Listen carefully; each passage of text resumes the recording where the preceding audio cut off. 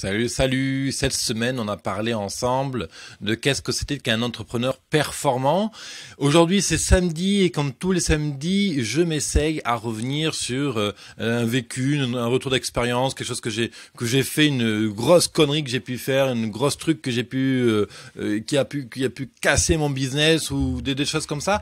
Et je reviens justement sur les différentes choses qui sont utiles et intéressantes, je pense, à partager pour t'aider à gagner en sérénité dans ton business. Et justement, aujourd'hui, on va rester sur cette notion d'entrepreneuriat performant. Je vais te raconter 2-3 boulettes qui m'ont coûté très très cher dans ma vie d'entrepreneur. Et justement pour te montrer que même moi qui fais de la vidéo, qui fais de l'entrepreneuriat depuis 10 ans, est aujourd'hui accompagnateur d'un entrepreneur, etc. Ben oui, j'ai fait plein de conneries avant et donc je vais te raconter tout ça aujourd'hui. Bienvenue à toi entrepreneur dans cette émission quotidienne qui est là pour t'aider à t'épanouir, à développer, à booster ton entreprise, que tu sois simplement en train de démarrer ton business ou qu'au contraire tu sois déjà bien en place, que tu as un chiffre d'affaires, que tu cherches à le booster. Tu retrouveras cette émission sur mon blog, à savoir biz200.fr, biz200.fr, et aussi sur YouTube, Facebook, SoundCloud et iTunes. Alors, l'idée, elle est assez simple, c'est que, par exemple, quand j'ai ouvert mon deuxième magasin informatique, j'étais commerçant informatique avant, dans une ancienne vie, et justement, tu vois, j'ouvre mon deuxième magasin informatique, et là, donc, il y a plein de travaux à faire, il fait à peu près 4 mètres carrés, le magasin, il faut tout refaire, cloison, tout. Et donc, j'ai un budget à peu près à l'époque de 80 000 euros, si ma mémoire est bonne. Et je me dis, et puis quand tu fais les calculs, en fait, ce qu'il faut savoir, c'est quand on ouvre un magasin, si tu es commerçant, tu le sais, le stock consomme énormément de cash, et surtout en informatique. Et donc là, j'avais prévu ouvrir un deuxième magasin, en mettre le paquet sur le stock pour que vraiment je puisse couvrir toute la demande du marché et que je puisse vraiment répondre à toute demande dès le début pour vraiment devenir une référence incontournable dans la ville où j'étais. C'est ça, mon objectif à l'époque, c'était d'être incontournable. Et donc, du coup, il me reste un budget assez limité, en fait, pour faire mes travaux. Et à l'époque, j'ai un problème, c'est que j'ai encore de difficultés à aller voir les gens, à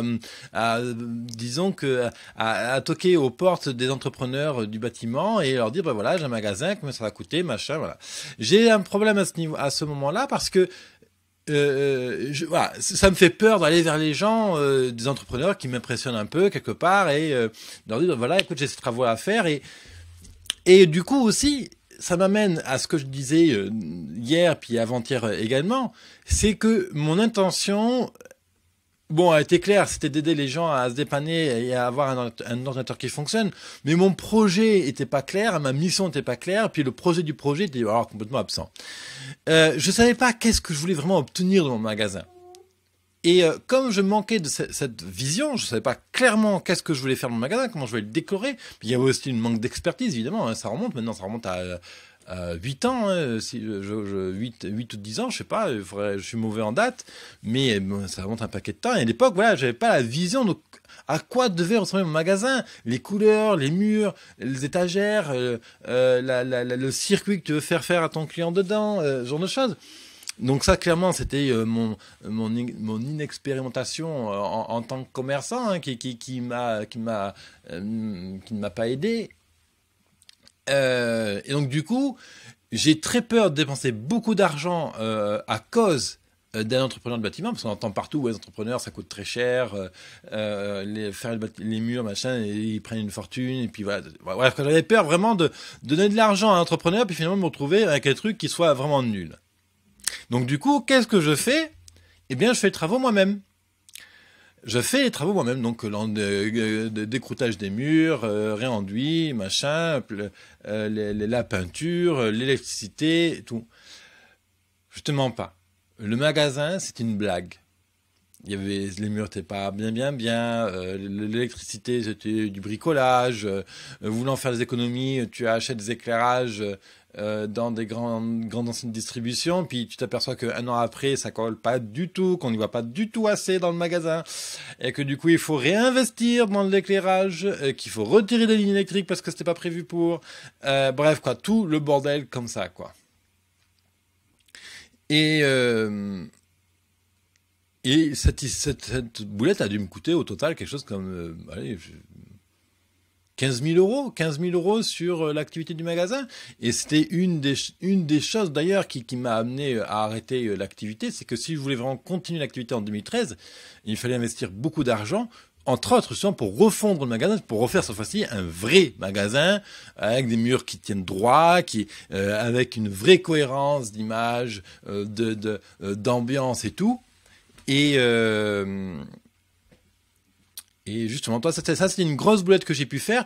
Et justement, toi, j'avais pas assez confiance en moi. J'avais pas assez confiance sur la vie, sur comment j'allais gérer l'argent. J'avais pas cette vision de comment j'allais pousser le magasin, qu'est-ce que j'allais faire avec mon magasin, quelle image devait renvoyer au magasin. J'avais pas du tout conscience de tout ça. Donc du coup, ça m'a pas trop desservi parce que bon, les clients, ils voient quand même la compétence que tu leur amènes. Et je marchais très bien, le magasin marchait très très bien. D'ailleurs, en l'espace de 15 jours, le magasin atteindra un rythme de croisière qui sera très intéressant. Et dès les 6 premiers mois, je vais devoir embaucher des salariés pour pouvoir assumer la demande. Et ça m'amène justement à cette notion de lâcher prise et de faire confiance aussi aux gens qui sont autour de toi. Et je pense que plus ton projet est bien défini, plus tu peux te permettre de faire confiance aux gens, justement. Parce que tu sais que comme ton projet est très bien défini, tu sais exactement qu'est-ce que tu attends des gens. Et comme tu sais exactement qu'est-ce que tu attends des gens, tu sais exactement quoi leur demander. Et quand tu sais exactement quoi leur demander, les gens qui savent pas répondre à cette détermination que tu as, eh bien, ils vont naturellement partir. Et les gens qui ont le courage, justement, et cette détermination et ce même niveau de confiance, vont rester avec toi. Ok, très bien, David, tu veux ça, ça, ça et ça, ça. Ok, très bien. Bon, mode de vie, tel de temps à temps. Ok, pas ok. Moi, je dis ok, très bien, hop, on fait. Et l'idée, c'est ça, justement, c'est vraiment de travailler cette confiance en soi. Une deuxième chose, toute bête, mais vraiment toute bête, je suis à Bangkok, je crois que c'est en 2014. Et je vais manquer mon avion. Je vais faire il y a un mini-mélo dans ma tête. Et le matin, quand je me lève, je ne sais pas pourquoi, je suis intimement convaincu que mon vol pour retourner en Inde, c'est le lendemain. C'est pas aujourd'hui, mais demain. Parce que justement, je te la fais courte, mon vol était à 2h du matin, donc effectivement, c'était pas, je sais plus quelle date c'était pas le 30, c'était pas le 28 novembre, c'était le 29 novembre. Alors pour moi, mais oui, on est le 28 aujourd'hui, donc c'est demain que je décolle. Mais voilà, bref, quoi, j'ai pas percuté, quoi. Vraiment, c'était le bordel. Et donc, je manque mon avion. Et je m'en aperçois, je vais même pas à l'aéroport en fait, je m'en aperçois à 11h30 du soir quand je suis dans le taxi, et je me dis mais David, t'es un petit crétin là, c'est ce soir là, ton avion là, bon, il est 11h30, et c'est trop tard quoi, c'est même pas à peine de me rendre à l'aéroport, c'est clair que je n'aurai pas mon vol. Et voilà quoi, c'est des choses comme ça, et cet événement là justement va me dire attends David, c'est pas normal, il se passe un truc. Qu'est-ce qui a fait que tu as manqué ton avion? C'est pas possible. Voilà, moi qui suis toujours rangé, organisé, machin. Voilà. Donc là, je me suis dit, ok, il y a un truc qui se passe. On va se couler 2 minutes. On va réfléchir un peu à la situation. Et justement, ça m'a amené à me réaligner avec moi-même, à me recentrer, etc. Et mon voyage à Bangkok, qui aura donc été rallongé de 10 jours, n'aura jamais été aussi bien. Jamais été aussi intéressant. Et c'est ça qui est extraordinaire, c'est que quand tu fais confiance à la vie, tu dis que si il arrive ces choses-là maintenant, c'est pas pour rien. D'ailleurs, je m'amuse à dire que quand j'ai un petit accrochage ou une petite frayeur en voiture, tu vois, quelqu'un qui pile devant toi et tu t'arrêtes in extremis, ou tu manques de renverser quelqu'un, ou t'arrêtes pas à un feu rouge, j'en sais rien, toi, des petites conneries absolument pas graves parce qu'il n'y a pas de conséquences. Mais moi, je prends ces trucs-là, ok. Alors je dis en blaguant, c'est Dieu qui m'envoie un signe, parce que je suis pas du tout croyant. Mais je me dis, voilà, ok, cet événement-là, il arrive maintenant pour te concentrer maintenant. Là, maintenant, on t'a envoyé un signe. Appelle ça comme tu veux, évidemment, hein. Mais ok. Maintenant, David, t'étais pas centré sur toi, ce qui se passe maintenant dans le présent. On se recentre. Donc là, on arrête tout, on s'arrête 2 minutes et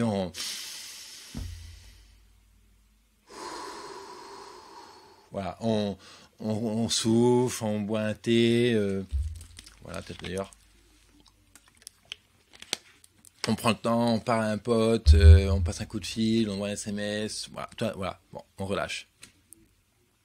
Et c'est comme ça que j'ai vraiment compris, avec tous ces événements qui ont pu se passer dans ma vie, que la vision, le cap est très très important. Ça détermine vraiment le succès et c'est ce qui détermine si tu vas être un entrepreneur moyen, médiocre ou si tu vas être un entrepreneur performant. Un entrepreneur performant, pour moi, c'est pas forcément un entrepreneur qui gagne des tonnes de fric. Un entrepreneur performant, c'est quelqu'un qui fait du travail qu'il aime, qu'il prend plaisir à faire et qu'il a en retour les résultats qu'il espère. La réussite, ça peut être plein de choses. La réussite, justement, je me répète, hein, mais ça peut être le fait de passer du temps avec sa famille, ça peut être gagner de l'argent, ça peut être, je sais pas moi, ça peut être rencontrer beaucoup de monde, faire des événements. Quand j'en sais rien, chacun met la réussite comme il a envie, comme il a envie, il a défini comme il a envie. En gros, c'est ça l'idée. Voilà, c'est ça que je vais partager avec toi. Et justement, c'est pour ça que je voyage. Et c'est ce que j'ai découvert à travers le voyage, parce que je pars en Inde donc en juin 2013. C'était pas du tout prévu, quoi. C'est un voyage comme ça, paf, j'achète le billet d'avion et je pars, terminé, quoi. Et c'est vraiment la plus belle décision que j'ai pu prendre dans ma vie, dans le sens où ce voyage-là en Inde va m'aider à relâcher la pression, à gérer l'imprévu. Et finalement, à embrasser l'imprévu, ok, mais c'est génial, quoi. Tu vois, je vais te dire une chose. Aujourd'hui, là, maintenant, j'étais supposé prendre le TGV pour monter à Montpellier. Ce matin, quand je suis levé, j'ai cru que le TGV, c'était pour demain. Je vais faire un ensemble d'événements, de conférences à Montpellier ce week-end. Et j'ai cru, j'enregistre l'émission quelques jours en amont, hein, et voilà, je sais pas pourquoi, complètement, je suis levé cool, voilà, je sais qu'aujourd'hui j'en ai enregistré. Les jours où j'enregistre, souvent c'est très détendu, j'ai pas de rendez-vous client, c'est cool, Raoul. Et voilà, quoi, c'était tranquille. Et c'est aujourd'hui que je vais prendre mon TGV, puis c'est en commençant en enregistrant mes épisodes, je dis, mais David, mais à l'est encore, putain, c'est pas possible, quoi. C'est aujourd'hui le TGV. Donc bon, allez, je suis allé annuler le TGV et du coup, je prends un autre train. Donc voilà. Donc cool, voilà, c'est pas grave, on annule le train. Ça coûte 19 € l'annulation. Mais qu'est-ce qu'on en a à foutre, quoi. Voilà, tu brûles tes 19 € et puis tu prendras plaisir à prendre le prochain train. Et puis en attendant, tu enregistres. Là, regarde, il y a un magnifique rayon de soleil. Là, après, je risque de croiser une superbe entrepreneuse qui s'appelle Emmanuelle, qu'on a vue dans cette émission sur quelques épisodes auparavant, et qui t'a parlé de cohérence et de cohésion d'équipe, d'ailleurs. Voilà, bref, quoi. La vie est belle, fais confiance à la vie, lâche prise, fais-toi plaisir, relaxe-toi, c'est le week-end.